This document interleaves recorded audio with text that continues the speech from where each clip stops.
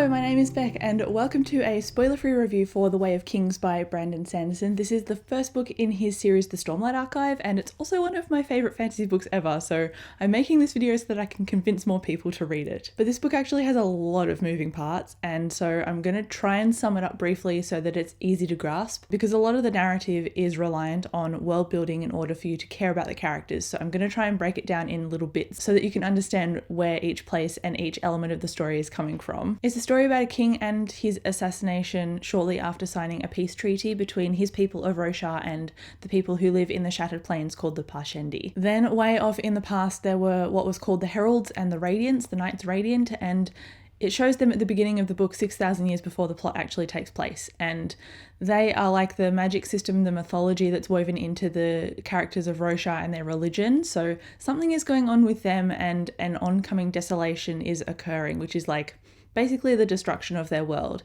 but nobody is really quite aware of it. And then of course there is the war that is going on between the Parshendi and the people of Roshar after the assassination of the king. So that happened 6 years ago, and now we are in present day of during the war, and the war's been going for 6 years. So safe to say there is a lot going on here, and that is why I think Brandon Sanderson made it so that we were approaching these large concepts and these big cataclysmic things happening through a few unique characters, and they are Shallan, Kaladin, Adolin, and Dalinar. So while these are our main characters, we do get a few other chapters in between them of different characters following different situations, so it kind of gives us a little bit of context as well as their experience as well. So it gives you both sides, I guess. So Kaladin, who is one of my favourite characters of all time, he's actually a trained surgeon, but he's also shown at the beginning of the book and he's on a battlefield, and he's also a trained spearman. So he's a guy who's gone to war for his country, and he is leading this small battalion and his small crew, and they seem very, very capable, but something goes down, you don't know what it is, and then it skips 8 months later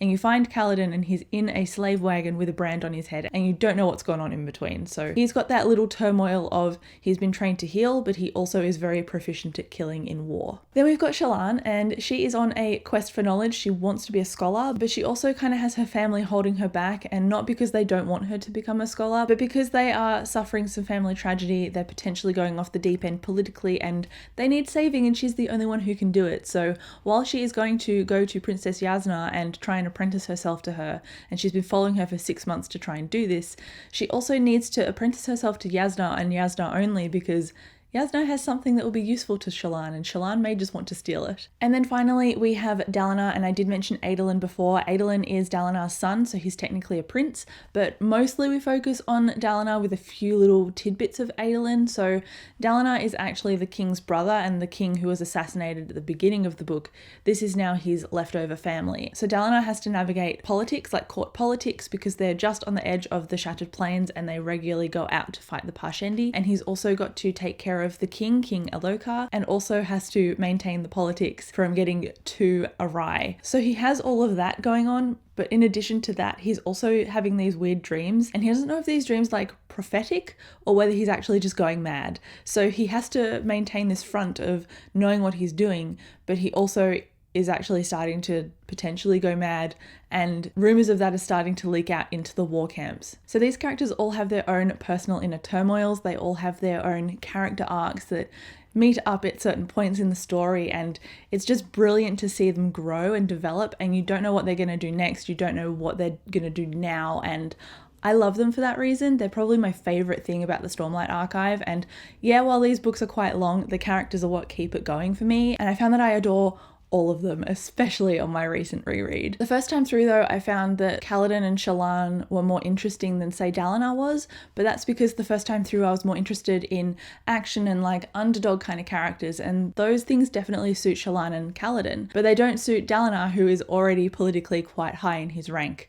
So politics is not usually something that I gravitate towards, but because politics was deeply ingrained in the world building and the oncoming war and what Kaladin might potentially be introduced to, I found that very intriguing, and the way things unfolded really showed you the depths of Dalinar's characterization, and it also raised a bunch of questions about his characterization as well. And I know that they go on to be answered later in the next installments, but for The Way of Kings as it was, I loved how it did that, and I love how Sanderson set up his different characters with different expectations. And he was like, well, this character has no hope, so how is he going to survive? And this character has been cut off from her family and is trying to do this miraculous thing, but how is she going to succeed? And Dalinar's probably going crazy. What's his deal? So I love the way that each character was approached and introduced and developed across this book and the rest of the series, if I'm being honest. So because I've had a picture on screen, you probably don't notice, but I actually have the 2 copies of The Way of Kings behind me. So these are actually parts 1 and 2, and for some reason in the Australian/UK edition, they're split into 2 parts,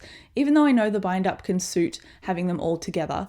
But because they were split up into these 2 parts, the first time I read through, I must have misremembered it, because I thought that that meant that it wasn't as cliffhangery and it dragged a little bit, but that wasn't the case whatsoever. It had 2 very clear defining story arcs, and it had cataclysmic parts in both parts, so you were encouraged to continue reading on. And so even though it was all one book, it had a few different points at which you were grasping the edge of your seat and you didn't know what was going to happen next. And they were just really brilliant moments of the plot coming together and becoming cataclysmic. So it held my tension, it held my anticipation across both parts. So if you're going to go out and buy this book, I'd encourage you to buy it online so that you can get one copy that's all together. But if you buy the 2 parts, then get them both together, because after part 1, I did not stop and I picked up part 2 straight away. However, I do say that the writing was brilliant, but in some sections I found that in the first part a few of Dalinar's sections were a little bit draggy, and then in the second part Kaladin's parts were a tiny little bit draggy. However, I do say draggy, but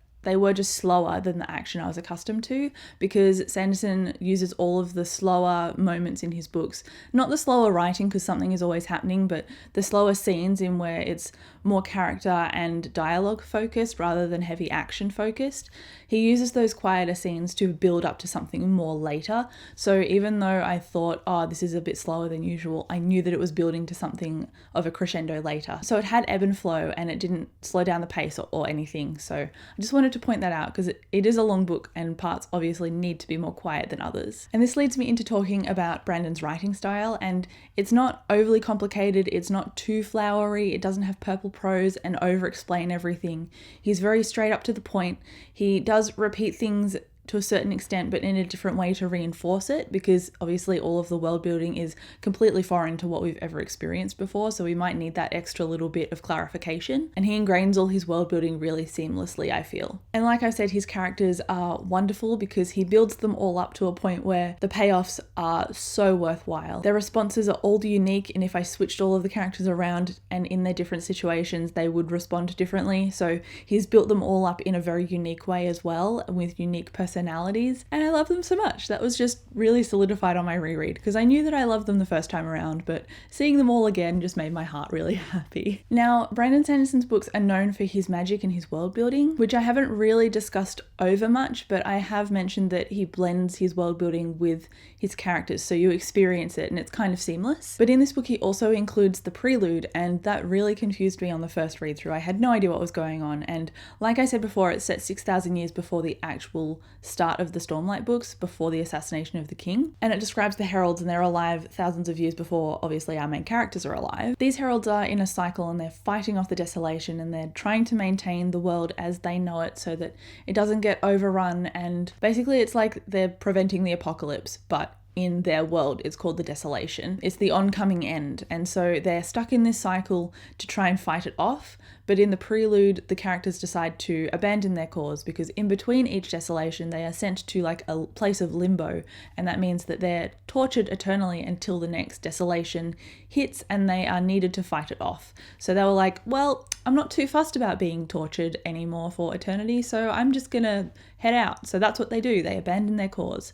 So that's what the beginning is, and that leads into the world building that is happening in like the background almost of each character's perspective. And so you see parts of the oncoming desolation start to emerge in the narrative of The Way of Kings, but it's not something that's completely focused on. It's just something that's kind of happening, and you know eventually that the characters are going to have to address it, but they don't really understand it. We just have a sense that it's oncoming. There's something large that is going to wreak havoc, and our characters are somehow connected to it, but we're not sure how and they're not sure how. So in conclusion, this book had fantastic world building, excellent growth, and wonderful suspense and tension as well. I love this book, like I've said, and despite its length of being over 1,000 pages long, I devoured it in under a week, so it's definitely something that's easy to digest once you get the ball rolling. But there you go, that is my review for The Way of Kings. Please pick it up if you haven't already, because I promise it's not as intimidating as it seems to be. It's actually a lot of fun. It's really easy to read, and Brandon's writing is just wonderful. This is his best series, I think. So